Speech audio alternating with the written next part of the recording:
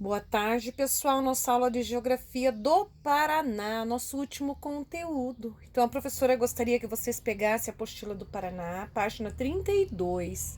Nós vamos conhecer as atividades econômicas, quais são as atividades que geram economia no nosso Paraná e a modernização também. Aqui na página 33, nós temos três manchetes de jornais diferentes do Paraná, onde ele vem falar sobre a produção, né? Paraná retoma a liderança da safra. Paraná é líder na produção de frango do país, diz IBGE. Produção de trigo perto do recorde histórico. E por que será que o Paraná ele se desenvolve tão bem assim? Lembra que nós já falamos sobre as terras paranaenses, né? Que quando os imigrantes vieram para o Paraná, eles vieram por quê? Porque as terras paranaenses são terras boas, produtivas, né? Então, o Paraná conta com um setor agropecuário diversificado e com alto índice de produtividade. Vários fatores favorecem a elevada produção aqui das terras do Paraná, como o clima e a fertilidade do solo. Então, aqui no Paraná, o que favorece uma boa plantação, uma boa produtividade? O clima e a fertilidade do solo. No norte do Paraná, na região aqui onde nós vivemos, podemos encontrar um dos solos mais férteis do país, do Brasil, que é chamado de terra roxa. Vocês sabem por que é chamado de terra roxa? Porque aqui, quando vieram os italianos, vieram para o Paraná, eles encontraram terras escuras, terras produtivas, é, terras vermelhas, na verdade, tá? São terras vermelhas. E quando eles foram, os italianos aí, ao invés de falar em terra vermelha, eles falaram roças, terras roças, e as pessoas entendiam roxas, tá? Mas na verdade são terras vermelhas, na verdade é terra vermelha, tá? Mas as pessoas conhecem como terra roxa. Então, quando alguém vai comprar um sítio e fala assim: "Ah, mas a terra é roxa", ah, logo tem um preço lá em cima. Por quê? Porque a terra roxa ela é muito produtiva. Na verdade, ela não é roxa, né? Ela é vermelha. Roças. Vamos para outra página. A modernização tecnológica das atividades agrícolas desenvolvidas no estado do Paraná também favorece a elevada produtividade. A acentuada mecanização das lavouras, o uso das técnicas agrícolas modernas, transforma a agropecuária paranaense em uma atividade cada vez mais com mais especialidades e produtivas. Então, aqui tem uma atividade que vocês vão fazer. Quando vocês acharem que a agricultura é tradicional, feita à mão ainda, vocês vão colocar o número 1. Quando vocês acharem que a agricultura ela já é mecanizada, utilizando tratores e máquinas, vocês coloquem o número 2 aqui. Depois a professora manda para vocês o gabarito. O grande mercado consumidor, principalmente nos grandes centros urbanos e nas indústrias de transformação, e a existência de inúmeras rodovias e ferrovias são fatores que contribuem para o alto desempenho agrícola aqui do nosso Paraná. Além disso, o Porto de Paranaguá, que é o maior porto exportador de grãos do Brasil, facilita o transporte e o escoamento da produção. Por isso, também contribui para o bom desempenho, mas para o Paraná se tornar um dos principais produtores nacionais, foi preciso também muito trabalho por parte da população, que no decorrer do tempo foi ocupando e transformando o espaço paranaense. Agora nós vamos falar no desenvolvimento econômico do Paraná. As primeiras atividades econômicas que foram desenvolvidas aqui no Paraná foi a exploração de ouro, tá? A primeira atividade econômica aqui no Paraná foi a exploração de ouro, lá em 1641 até 1700. Então, nessa época, surgiram as primeiras vilas paranaenses, como a vila em Paranaguá e Curitiba. Entretanto, as dificuldades em encontrar ouro, como as pessoas imaginavam que tinha bastante, como muitos mineradores que aqui vieram para buscar ouro encontraram dificuldades, né? Porque não achava ouro tão fácil assim. Eles acabaram abandonando esses locais. Apenas um número reduzido de habitantes permaneceu na região, aonde passaram a cultivar roças e criar gado. Então vieram muitas pessoas nessa época para o Paraná em busca de ouro, como eles não encontraram ouro lá na região de Paranaguá e Curitiba, tá? Como eles não encontraram ouro, muitas pessoas foram embora e as que ficaram passaram a criar gado e plantar pequenas roças. Nesse período, destaca-se também o tropeirismo, que transformou os campos naturais do Segundo Planalto Paranaense em caminhos do gado, que vem lá do Rio Grande do Sul e segue em direção a São Paulo e Minas Gerais. O tropeirismo contribuiu para o surgimento das vilas e cidades, como, por exemplo, Rio Negro, Lapa, Ponta Grossa, Castro, e a prática da agricultura nos Campos Gerais, lá no Segundo Planalto. Então, como o tropeirismo ele precisava sair do Rio Grande do Sul e passar pelo Paraná, por onde essas tropas passavam, as pessoas iam construindo os pequenos lugares para eles dormirem, pequenos centros de mercado para eles poderem comprar produtos, tá? E aí foram surgindo as cidades. Depois foi a vez da extração da erva mate, vegetação típica da Mata das Araucárias. Atrair mais população para a nossa unidade federativa. Veio muitas pessoas para plantar erva mate, tá? Devido a isso, a erva mate foi o primeiro produto de exportação paranaense. Pode grifar isso aqui. Primeiro produto de exportação paranaense, tá? O Paraná conseguiu demonstrar para os outros países que o cultivo da erva mate aqui era maravilhoso. Então, a procura da erva mate no interior do Paraná fez surgir uma nova atividade econômica. Além da erva mate, surgiu a extração da madeira, a qual foi intensamente vendida para os mercados nacionais e internacionais. A extração da erva mate e da madeira contribuiu para a ocupação de grandes áreas do sul, oeste e sudoeste do Paraná e também para o surgimento de estradas e da indústria de transformação de madeira.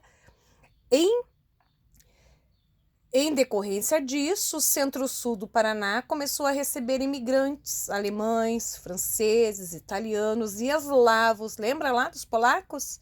Que passaram a praticar... eu me perdi, pera lá.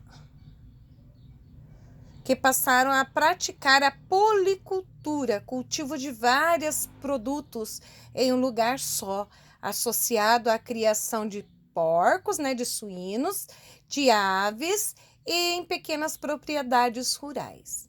Mas foi o cultivo do café aqui no Paraná que deu grande desenvolvimento econômico do Paraná. Foram fazendeiros paulistas e mineiros que, por volta de 1860, trouxeram o plantio do café para o Paraná. E em 1940, as plantações de café transformaram o norte paranaense em uma das mais importantes regiões de produção agrícola de café do Brasil, tornando-se fonte de renda para o Paraná. O café atraiu um grande número de paulistas, de mineiros, de nordestinos. Eles vinham aqui para trabalhar nas plantações de café, além de imigrantes para trabalhar no seu cultivo. Possibilitou também o surgimento de importantes cidades como Londrina, Maringá, Apucarana e favoreceu a abertura de rodovias e estradas de ferro para transportar a produção. Página 37. Por volta de 1950, imigrantes do Rio Grande do Sul e Santa Catarina ocuparam pequenas e médias propriedades rurais no oeste e no sudoeste do Paraná, diversificando a produção agrícola da nossa unidade federativa.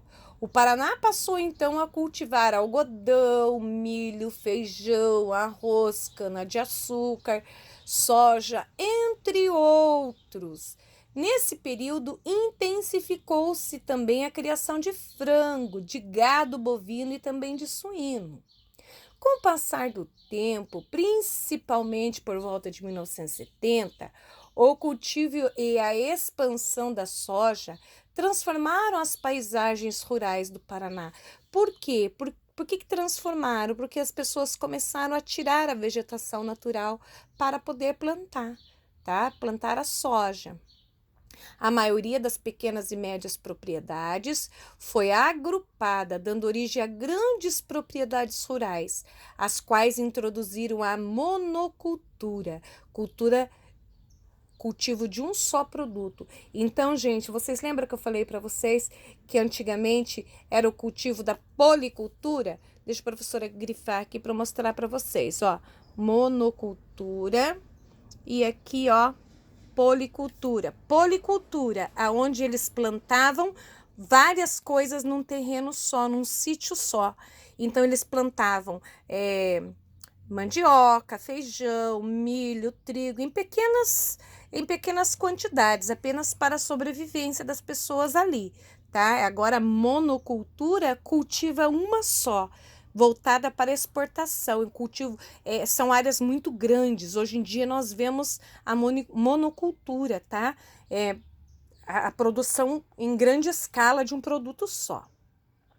A diminuição do número de pequenas e médias propriedades está associada à crescente modernização do setor agropecuário. Na tentativa de aumentar a produtividade, pequenos e médios agricultores compraram máquinas e insumos agrícolas, dando suas terras como garantia de pagamento. Muitas vezes, não conseguindo pagar suas dívidas, vendiam suas terras para um grande proprietário ou perdiam para os bancos que o financiavam a compra. Então era assim, ó, as pessoas faziam o quê? Elas precisavam de dinheiro para plantar, então elas iam ao banco, financiavam. O que é financiar? Pedia dinheiro emprestado para poder fazer aquela plantação. Aí eles pegavam lá, vamos dar um exemplo, 10 mil reais. Pegava 10 mil reais e ia lá e investia na sua plantação. E aí acontecia que não chovia, alguma coisa acontecia e daí quando ia colher, não colhia a quantidade certa. Aí eles colhiam no valor de 3 mil, 2 mil e eles estavam devendo quanto para o banco? 10.